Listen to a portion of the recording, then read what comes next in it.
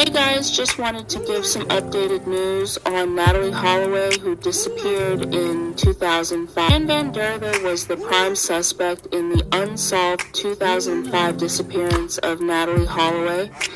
Joran van der Sloot will likely be extradited to the United States on Thursday night, according to a National Penitentiary Institute of Peru spokesperson.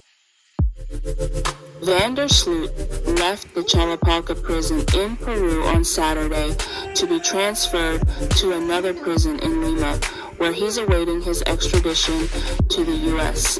The Dutch citizen has been serving a 28-year sentence in Peru for the 2010 murder of 21-year-old college student Stephanie Flores. U.S. Justice Department officials acknowledged that a temporary surrender was granted by Peru under Article X of an existing extradition treaty between the two countries. The department would not comment on the timing of his movement, citing policy regarding safety and security concerns.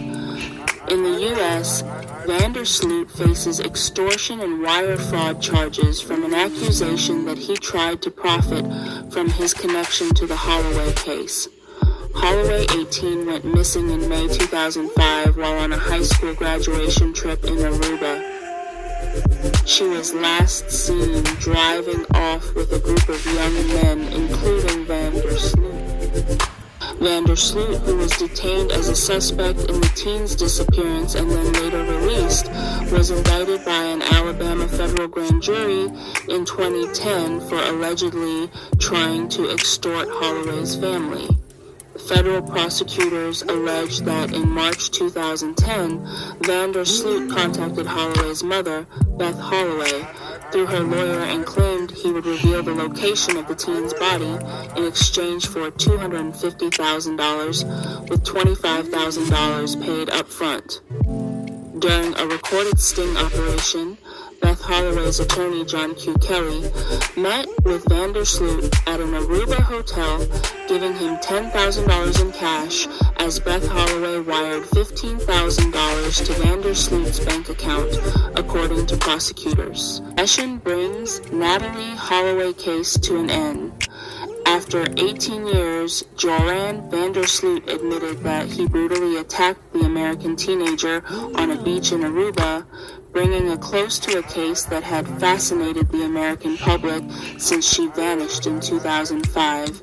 On Wednesday, the man long suspected of killing her, Joran van der Sloot, finally admitted his brutal crime in a statement presented to a federal judge in Birmingham, Alabama. It had taken 18 years, as long as her short life. Suspicion had fallen early on Mr. Van der Sloot, a Dutch student who was among 3 people seen leaving a nightclub with her in the early hours of May 30th, 2005. He was arrested twice but never charged in connection with Ms. Holloway's disappearance or death, and despite an extensive search, her remains have never been found. She was declared legally dead in 2012.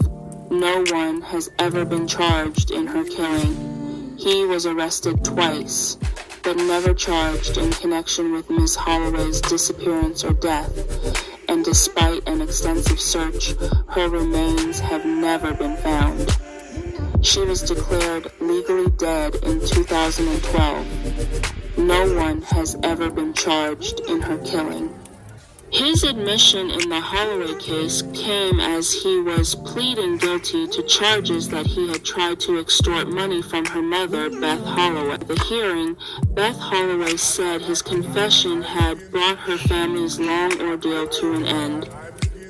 "As far as I am concerned, it's over. It's over," she said, adding, "I'm satisfied knowing that he did it alone, and he disposed of her alone. He is the killer," she said, adding, "He described when and how he killed her." Polygraph test. Even with this confession, though, he can't be tried here for Natalee's murder. But I'm satisfied knowing that he did it. He did it alone, and he disposed of her alone. I won't give you the details of his brutal confession, Those will be forthcoming when the proffer is made public. You will also have details of the plea agreement which was reached, his sentence of the extortion, and the wire fraud will run concurrently with a sentence in Peru for killing Stephanie Flores. And that's fine with me. Thanks to a lot of very smart and dedicated people here, I got the answer I've been searching for the past 18 years. Joran Vandersloot's confession means we have finally reached the end of our never-ending nightmare. And for me, reaching the end of the nightmare, being over, is better than closure. It's been 18 years since Natalee disappeared, and Natalee would be 36 years old today. I still miss her every day. It's been a very long and painful journey, but we finally got the answers we've been searching for all these years.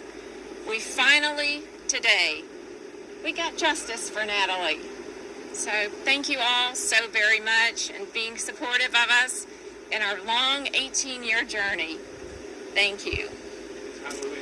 Inside you said you looked at your son and said you did it. How do you sleep tonight?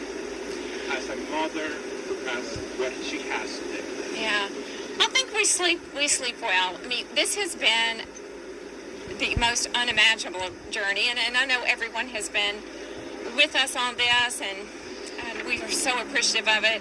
But for us to finally put this to rest and being over, as I said, it's better than closure because our never-ending nightmare had to end.